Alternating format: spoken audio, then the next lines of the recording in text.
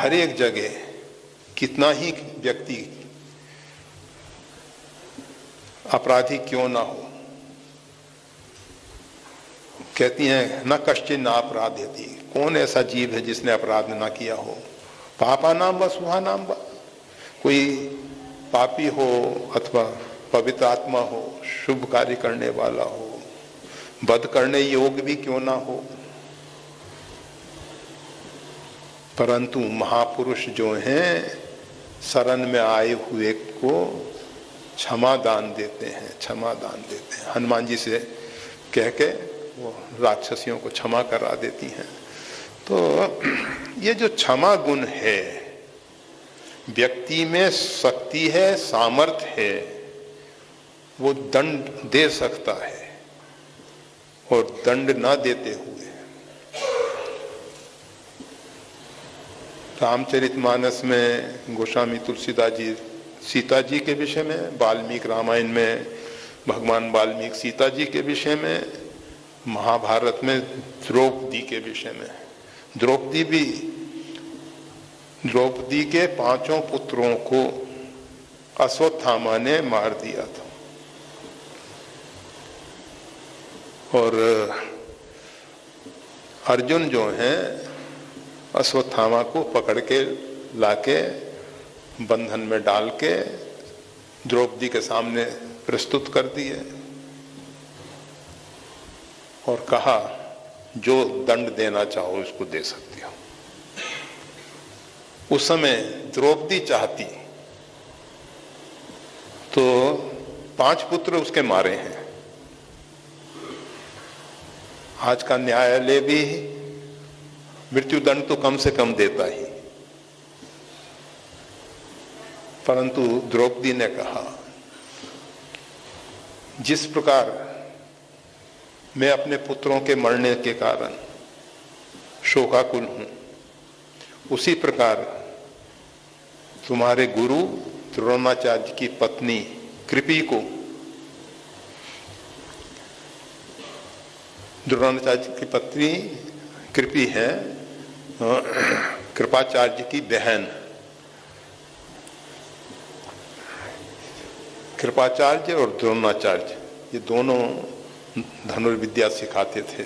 उसमें द्रोणाचार्य प्रमुख हैं, कृपाचार्य उनके साले।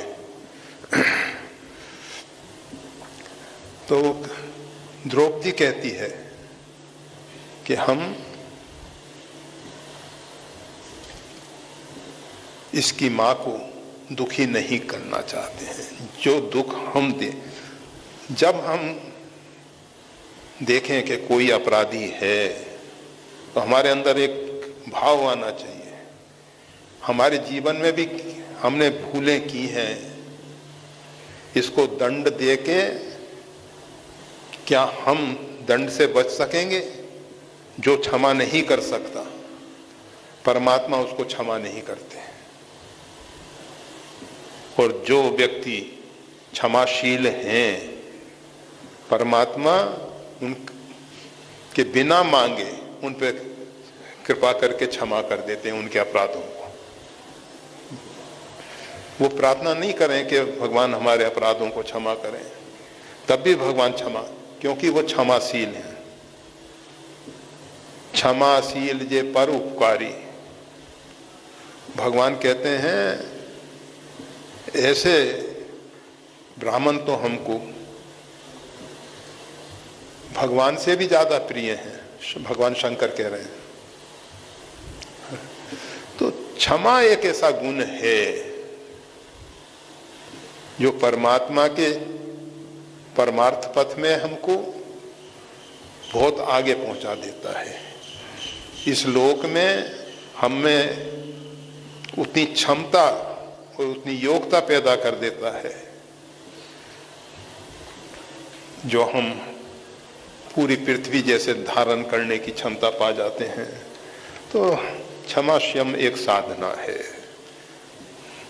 अगर एक साधन कर लिया जाए, क्षमा, बस जो भी अपराध करेगा उसको हम क्षमा कर देंगे।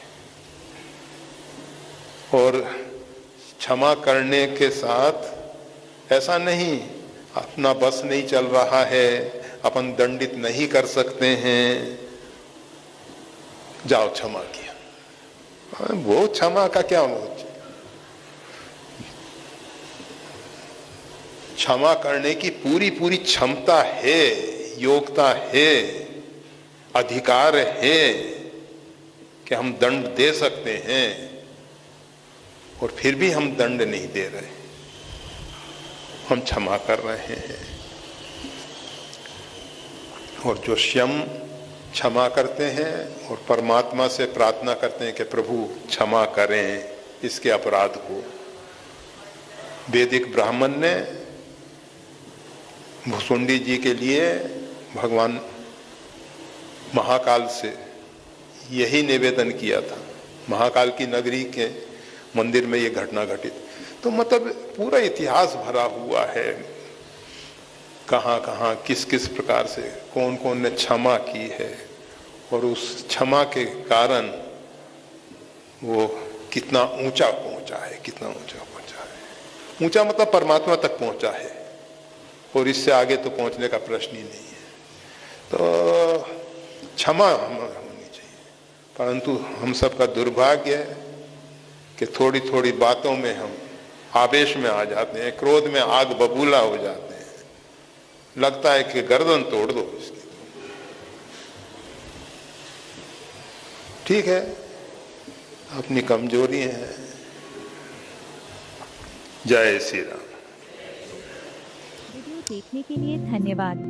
श्री गुरुदेव की वाणी का और ज्यादा लाभ लेने के लिए कृपया हमारे चैनल को लाइक और सब्सक्राइब करना ना भूलें। चैनल का लिंक डिस्क्रिप्शन बॉक्स में उपलब्ध है। जय श्री राम।